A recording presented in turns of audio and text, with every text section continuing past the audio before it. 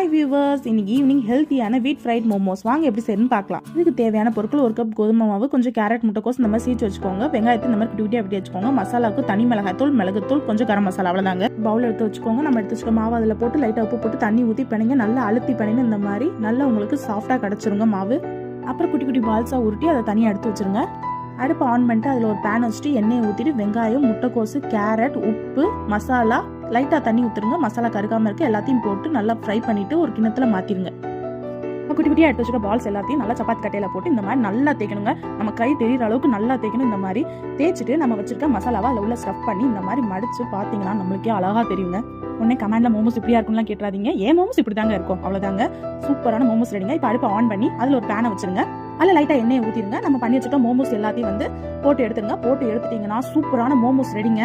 பாருங்க, டேஸ்ட் வேற லெவலில் இருக்கும். கோதுமை ஸ்டீம் பண்ண முடியாதுங்க. இந்த மாதிரி ஃப்ரை பண்ணாதான் நல்லா இருக்கும். இந்த வீடியோ உங்களுக்கு பிடிச்சிருந்தா கண்டிப்பாக லைக் அண்ட் சப்ஸ்கிரைப்